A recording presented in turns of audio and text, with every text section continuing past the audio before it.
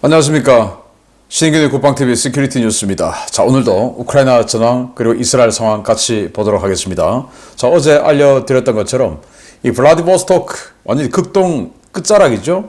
여기에서도 대폭발이 일어나는 등 이 우크라이나도 뭔가 최선을 다하고 있는 가운데 이 오늘 나온 전과는 포병 등 해서 굉장히 많은 이 치열한 전투가 벌어진 것 같아요. 아주 많은 러시아군의 장비를 격파를 했는데 전투기까지 동원해서 지금 이제 공습에 나서고 있다고 해요. 우크라이나가. 상황 한번 보겠고. 자, 이스라엘에서는 칸 유니스에서만 한 번에 21명, 그리고 다른 이 시가전에서 또 3명에서 24명이 이스라엘군이 전사하는 등 최악의 하루를 보냈던 이스라엘. 완전히 미국하고 지금 극과 극으로 갈라서고 있는 모양새. 그러다 보니 하마스는 더욱더 기고만장해지는데 이스라엘은 선택의 기로에 서고 있는 상황이죠. 왜? 하마스 뒤에 이란이 있으니 이란을 직접 칠 수밖에 없는 이런 상황으로 내몰리고 있는데 보도록 하겠습니다. 자, 우크라이나 전황 먼저 보겠습니다. 병력은 840명의 러시아군을 사살했다라고 밝혔고 전차 13대 격파, 장갑차 31대 격파, 차량 49대 격파, 특수장비 7대 격파, 야포 61문 격파, 다른장 로켓 1대 격파, 무인항공기 37대 격추, 미사일 22발 요격 등의 전과가 있다라고 밝혔는데, 어제 대규모 폭격을 할 것 같다, 폭격기들이 많이 이륙했다라고 말씀을 드렸는데 굉장히 많은 이 공대지 미사일을 쐈고 우크라이나가 그 중에 22발을 요격했는데 좀 이따가 자세히 미사일 탄종별로 어떻게 쐈고 어떻게 요격했는지 알려드리겠습니다. 총 42회의 교전을 했는데 하나하나의 교전이 굉장히 컸던 모양입니다. 그래서 동부전선에서 화력전이 치열하다라고 밝혔는데 우크라이나가 이렇게 61문의 러시아군 포병을 격파를 했고 다른장 로켓 하면 62문의 러시아군 포를 격파를 했다라는 건데 대화력전을 통해서 포병 대 포병으로 잡은 것도 있지만 드론으로도 또 많이 잡고 또 이번에는 전투기들이 들어가서 공습을 해서 많이 잡았다는 거예요. 그만큼 지금 우크라이나군의 포병으로만으로 감당하기에는 러시아군의 공세가 너무 많다라는 것이 되겠죠. 자, 그래서 알려드렸던 대로 러시아군 폭격기들이 대거 이륙해서 대규모 공습을 했는데 이로 인해서 민간인 사상자가 62명 이상으로 지금 계속 늘어나고 있다라는 건데, 자, 여기 보시면 이 S-300 지대공 미사일을 지대지로 쏜 거, 여기 이제 4발 쐈는데 이게 초음속이죠. 그러다 보니까 하나도 요격을 못했고, KH-101, KH-55 이게 공대지 순항미사일입니다. 공대지 순항미사일은 15발을 러시아가 쐈는데 전부 다 요격했다라는 건데, 이 공대지 순항미사일은 발견만 되면 요격을 할 수 있는 것을 이제 볼 수가 있습니다. 현대 무기들이 그만큼 이제 발전했다라는 거고, KH-22 아주 오래된 미사일이죠. 그런데 아주 오래된 대형 공대 함 미사일이에요. 그 대신 속도가 마 3에서 마 4 빠르죠. 이건 속도가 초음속으로 빠르다 보니까 초음속 중에서도 마 3, 4 정도 되면 극초음속에 가까운 그런 초음속인데 8발 쐈는데 하나도 요격하지 못했다. 자, 그러면서 제가 이번 주말에 해드리겠지만 우리 한국군은 이런 초음속, 극초음속에 대응할 수 있는 능력 있나? 최근에 우리 국방부가 우리는 모든 능력 다 갖췄다라고 이야기했는데 그거 낱낱이 밝혀드리겠습니다. 자, 익스칸데르 M, 북한판 익스칸데르도 있죠. 15발 쐈는데 그 중에 5발은 요격했고 10발은 맞았다라는 말이 되겠죠. 그런데 이 익스칸데르 M이라고 하는 이 미사일 속에 북한이 지원해준 북한판 익스칸데르 KN-23, KN-24 등도 포함되어 있다라는 겁니다. 그리고 KH-59, KH-31 이거는 이제 공대지 미사일이죠. 대레이더 미사일 이런 것들인데 이거 5발 쐈고 그 중에 3발은 맞았고 2발은 요격했다. 그래서 총 47발의 미사일을 쐈고 그 중에 22발을 요격했고 25발은 맞았다. 그 중에 이제 초음속들은 대부분 다 맞았다라는 안타까운 생각이 들고 우리도 그래서 초음속 미사일에 대한 요격 능력 제고해 봐야 됩니다. 자, 러시아는 흑해 미사일 공격을 또 준비하고 있습니다. 흑해 함대에 있는 잠수함, 그리고 초계함, 칼리브르 함대 지 순항미사일을 장착한 이 플랫폼들이 또 출항을 했어요. 그래서 내일 제가 전과를 알려드릴 때는 이런 그 함대지 미사일로 또 요격전, 미사일전 뭐 한 것들의 전과를 알려드릴 수 있을 것 같습니다. 자, 안타깝습니다. 자, 슬로바키아 총리. 슬로바키아는 작년 10월에 정권 교체가 되어서 친러주의자가 총리가 되었습니다. 그래서 뭐라고 하냐? 러시아의 공습? 아니, 키우 멀쩡하다 라고 조롱을 했는데, 이 사람이에요. 아유, 생긴 것도 좀 그렇게 생겼는데, 슬로바키아가 왜 우크라이나를 지원해야 되냐? 우리 지원하기 싫다라는 거죠. 전쟁을 끝내기 위해 우크라이나 영토 일부를 러시아에 양보해야 된다. 양보해라 라고 하는 것이고, 당신들은 정말 키예프에서, 키우라고 하지도 않고 키예프라고 하죠. 키예프에서 전쟁이 벌어지고 있다고 생각하나? 진지하게 생각해보라. 그것은 완전히 정상적인 생활을 영위하고 있다. 이렇게 이야기하는 거예요. 어제만 해도 미사일 25발을 두들겨 맞은 우크라이나를 향해서 거기 미사일 안 떨어져? 이런 소리를 하면서 우크라이나 지원해주지 말자라고 목소리를 높이고 있는 친러 슬로바키아 총리인데, 그럴 것 같으면 왜 자유민주주의로 체코슬로바키아가 전향을 했나요? 정말 기가 차는 자입니다. 자, 러시아는 하르키우에서 다수의 프랑스 불법 용병을 제거했다라고 하는데, 프랑스 출신의 용병들이 들어와서 작전을 했다라는 거죠. 우크라이나는 그런 적 없다라고 이야기하고, 러시아가 딥페이크 그리고 스토리텔링을 이용해서 선전전, 심리전을 확대하고 있다고 하는데, 딥페이크 제가 설명을 드렸죠. 그래서 이제 이 영상인데, 이게 개전 초기에 우크라이나가 전쟁 중에도 사랑은 꼽힌다 라는 뭐 그런 류의 홍보를 했던 영상이에요. 이 병사가 전쟁 중에 결혼을 한 겁니다. 그래서 그 이 병사의 영상이 당연히 그냥 광범위하게 퍼져 있겠죠. 홍보를 했으니까. 그런데 러시아는 이걸 가지고 다시 딥페이크로 만들어서 이렇게 화려하게 스포트라이트를 받으면서 전쟁 초기에 결혼을 했지만, 전쟁 중에 이 병사가 전장에 나가 있고 이 부인이 그냥 집에만 있다 보니까, 어쨌든 아들을 지금 하나 낳았고, 그런데 집에만 있다 보니까 이 부인이 폴란드인 남자하고 바람이 났다.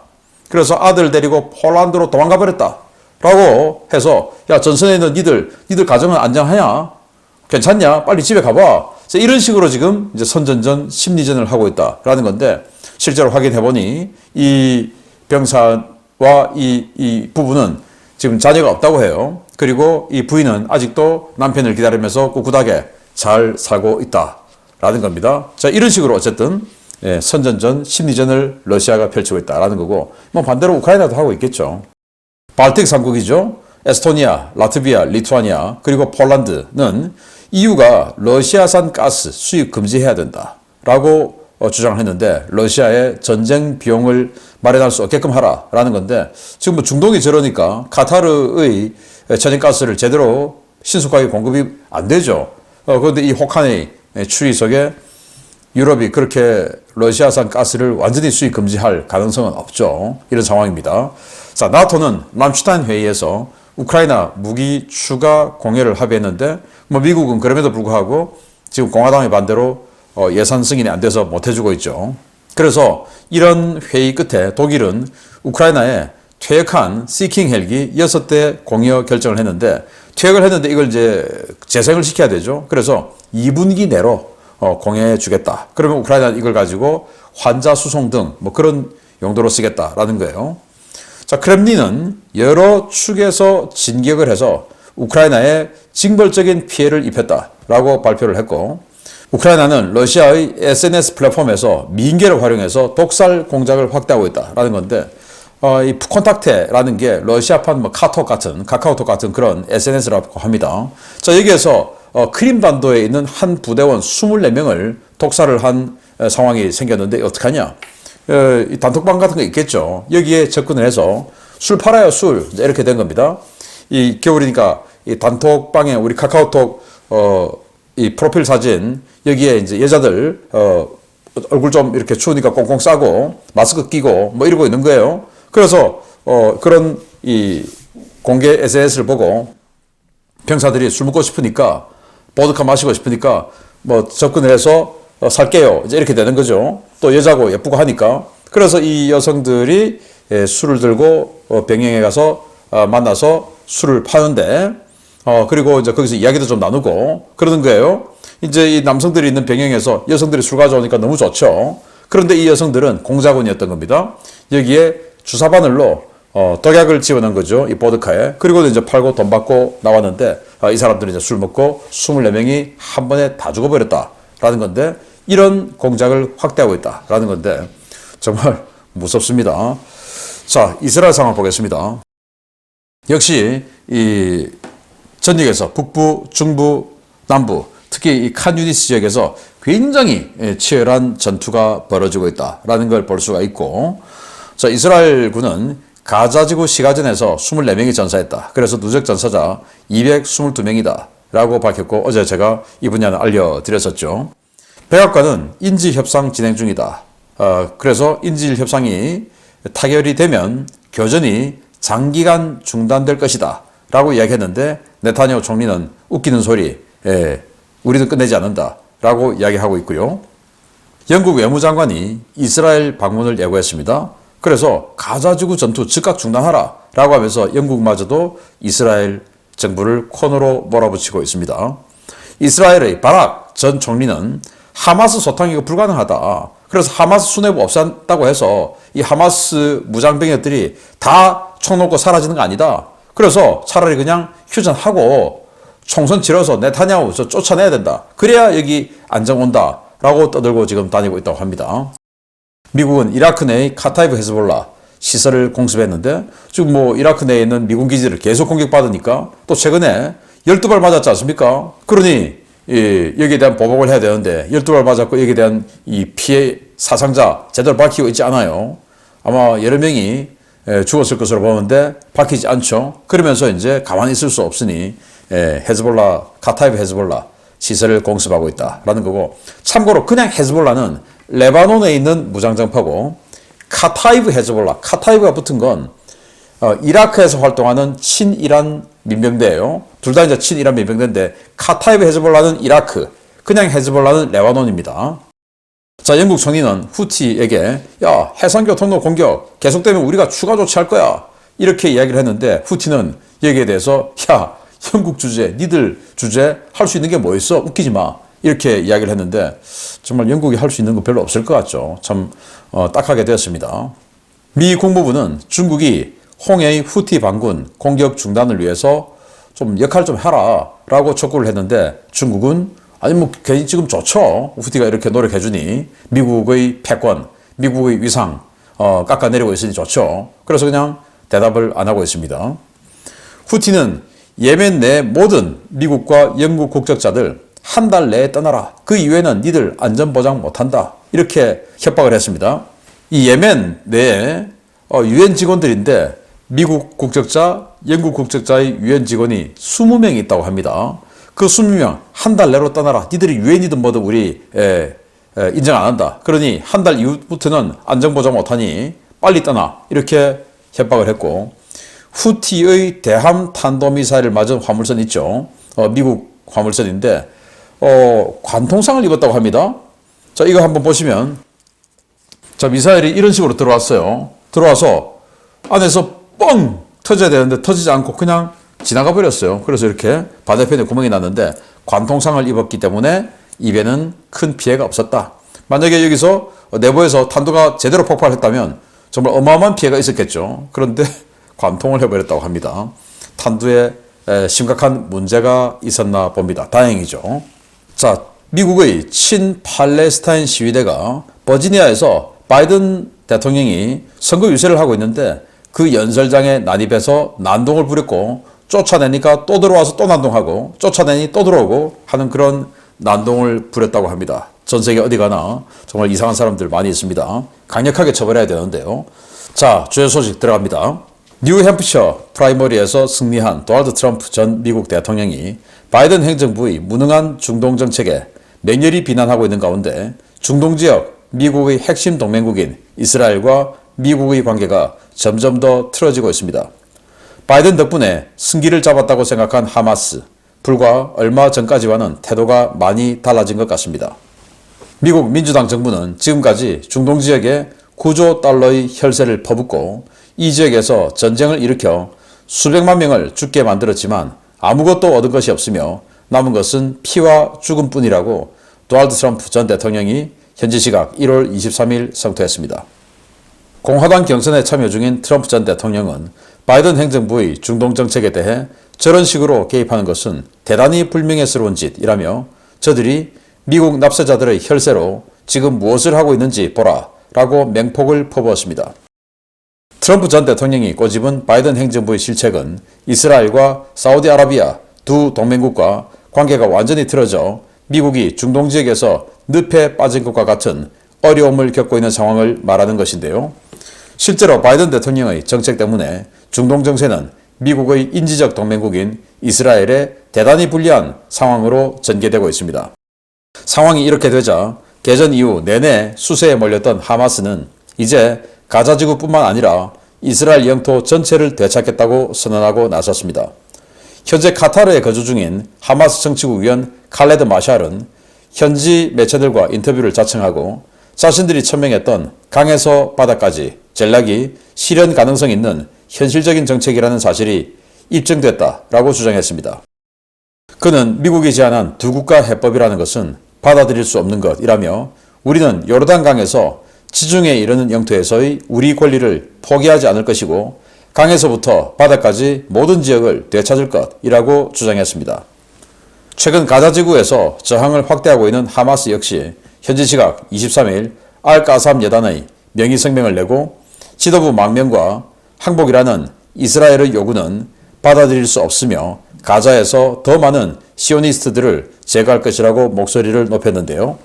실제로 가자지구 전역에서는 개전 초와 비슷한 강도로 대대적인 게릴라전이 전개되기 시작했습니다. 상황이 악화되자 벤자민 네타냐후 이스라엘 총리는 미국에 대해 강한 분노를 드러냈습니다. 그는 23일 피랍자 가족들과 만난 자리에서 미국이 카타르에 영향력을 행사해 인질 협상을 하고 있다고 하는데 사실 그들과 카타르는 아무것도 하는 것이 없다라며 나는 그들에게 어떤 환상이나 기대도 갖지 않고 있다라고 성토했습니다.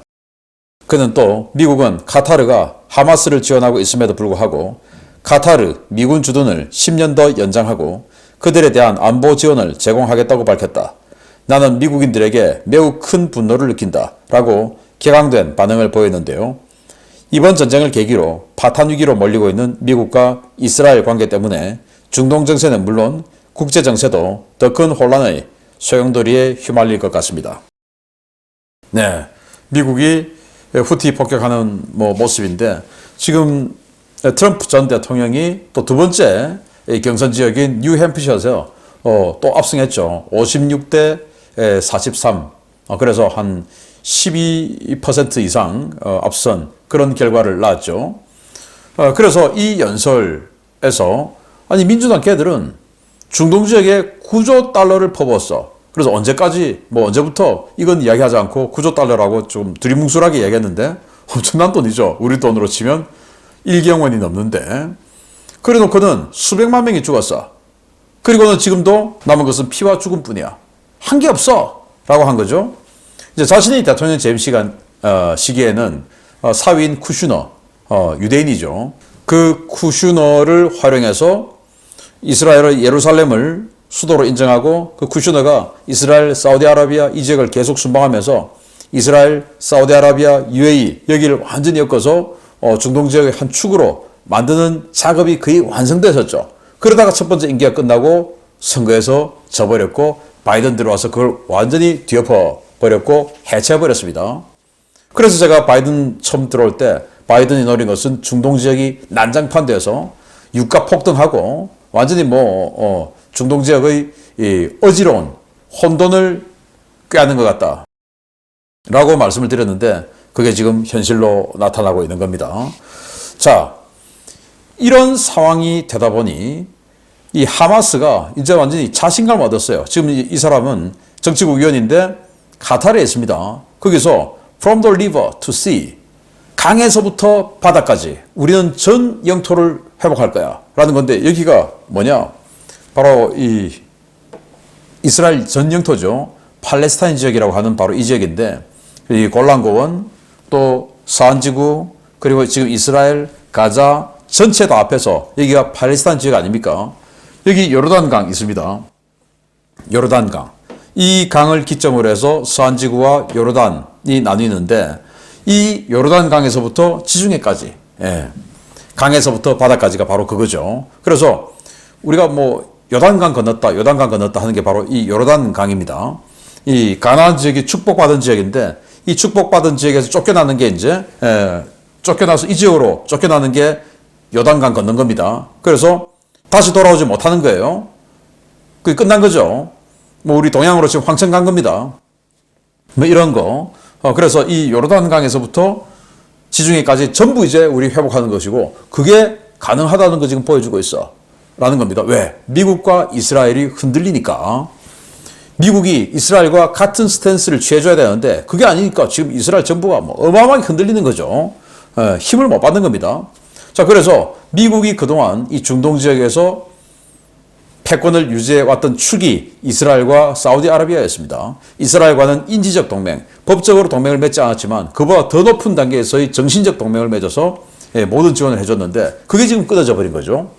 사우디아라비아는 미국과 페트로달러 체제, 그래서 사우디아라비아의 이 지역 패권을 인정해주고 그리고 그 대신 미국의 석유를 적게 생산하면서 이 석유에 대한 사우디아라비아의 권리를 보장해주고 그러면서 사우디아라비아는 미국에 대한 대가로 오직 달러로만 석유를 결제하는 체제를 여기서 만들었죠. 그렇게 해서 미국이 기축통화를 유지해왔고 같이 성장해 왔는데 그게 지금 깨졌다라는 말이 되는 겁니다. 자, 일단 트럼프 전 대통령의 사위가 만들었던 그 사우디, 이스라엘, UAE의 이 동맹 흩어버렸죠. 그리고 예멘의 후티 반군이 계속 사우디아라비아를 향해서 탄도미사일 발사하고 있는 그 와중에 사우디아라비아에 가 있던 사드, 패트리어트 3, 팩3 이런 것들을 미국이 본토에 아무런 지금 급한 것도 없는데 우리 지금 안보 때문에 가져가야 돼 하고 다 철수시켜버렸죠. 두들기게 맞고 있는데 동맹국이 사우디아라비아하고는 상호방위조약 체결된 동맹국이에요. 여기가 두드려 맞고 있는데 미사일 방어 시스템 다 빼버린 겁니다. 더 맞아 하고는 빼버린 겁니다. 완전히 군사적으로 뒤통수를 맞았죠. 그리고 지금 또 미국이 이번 전쟁을 기점으로 여기 바벨만데브 해협, 호르무즈 해협 통행이 잘 안 되니 이 중동 지역의 석유가 지금 흔들리고 있죠. 이때다 하고는 미국이 석유 어마어마하게 지금 증산하고 있죠. 그래서 돈을 마구마구 쓸어 담고 있죠. 이러니 군사적으로 뒤통수 맞고 석유에서 뒤통수 맞고 쌍통수를 맞은 겁니다. 열받는 거죠. 이런 상황이다 보니 이제 이스라엘은 고립되고 그런데 이 문제를 해결해야 되고 하마스는 저렇게 더욱더 길길이 날뛰게 되고 선거는 다시 하기 싫고 선거하면 이제 떨어질 것 같으니까 어떻게 해야 되냐. 적의 헤드를 치자. 이거는 뭐 병법의 기본 아닙니까? 금적, 금왕. 지금 현재 이 적인 헤즈볼라, 하마스, 후티 이 3대 적의 뒤에 있는 왕이 누구냐? 이란이죠. 그런데 미국하고 같이 때려야 되는데 미국은 나몰라라 하고 있으니 이란을 치려면 어떻게 됩니까? 이스라엘 혼자서 쳐야 되는데 그러려면 여러 도움이 돼야 되죠. 저기까지 공습을 하려면. 그런데 그 미국 도움 없이 뭐 항로 보장받고 중간에 공중급유 받고 되겠습니까? 안 되죠. 그러면 핵 써야 되는 겁니다. 이런 식으로 중동이 완전히 난장판 되어가고 있는 상황. 곧 이스라엘이 뭔가 결심을 해야 하는 상황이 도래하고 있다라는 말씀을 드리면서 마치겠습니다. 감사합니다.